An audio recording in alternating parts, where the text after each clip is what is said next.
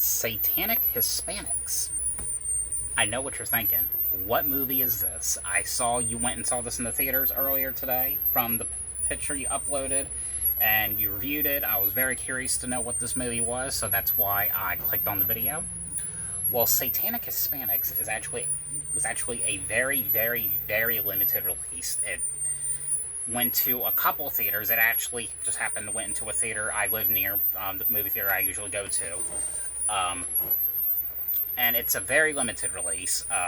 I heard nothing about this movie actually until found out about it on Thursday. I was looking up seeing if there was any cool movies coming out, like any cool, like maybe low budget horror movies coming out, or maybe something that's like a horror movie that's, going back into theaters. And I came across this movie, Satanic Hispanics.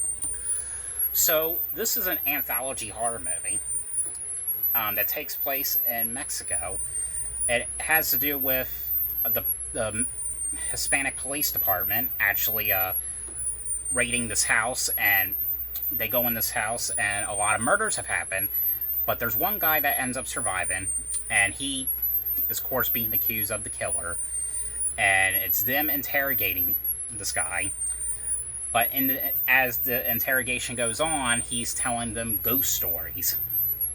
So, that's what the wraparound story is. It's basically this this guy that's being interrogated, and in the interrogation room, he's the one telling the stories.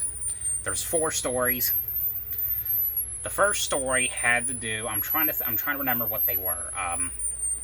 Like the first story was like about a paranormal kind of like a podcast thing going on, and the second story was probably my favorite segment out of all of them. That had to do with a modern day vampire that was destroying havoc in the city. The third story was kind of like, it was mainly apocalypto mixed with the Green Inferno. It has to do with a witch that's living in the woods doing a satanic cult. And the last story has to do with a man who was trying to fight off a demonic woman by using a baseball bat shaped like a penis. Literally. That's literally the plot of that story. I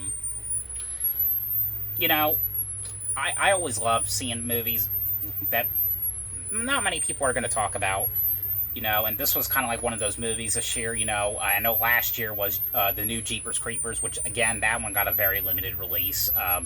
Surprisingly, a lot of people went in that one, surprisingly. I think most of them came in pretty late. I think me and another set of family was the only ones that came in on time when we saw that last year. This movie, however, I was literally the only person in the theater to see this one. I guess not. I guess people are still, because it's still in theaters, believe it or not. I guess people are still interested in the Barbie movie, or probably Equalizer 3 or the Meg 2. I know those are still in theaters. So that's what I like about the movies half the time. They put out movies like that, movies that are from companies that low budget kind of like companies that not many people would probably talk about, and this was one of those movies. So that's what got me intrigued in seeing this, and also the fact that it was a horror movie that was coming out, and of course that it was an anthology horror movie. And I love anthology horror movies. I love the last movie, anthology movie I reviewed, the one that John Carpenter was in, Body Bags. I reviewed that the Blu-ray of that a couple months ago. I thought that was a pretty cool movie.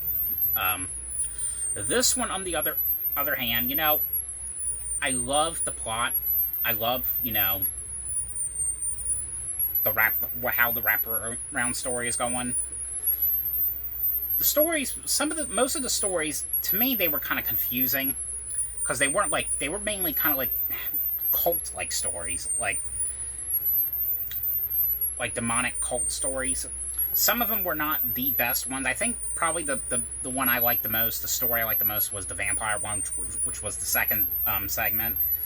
But, it was really worth watching, though. I think the wraparound story was probably my favorite as well, because there was like some crazy moments towards the ending of the movie. I'm not going to say what, but there was some crazy stuff at the end. On a scale of 1 to 10, I would give this one probably a 7. Will this be a movie I like enough to actually get or own on DVD or Blu-ray? Maybe. It's not something I would rush out and get right away, but it's definitely a worth watching movie. But I hope you guys enjoyed this video. Thanks for watching, and I'll see you guys later. Bye.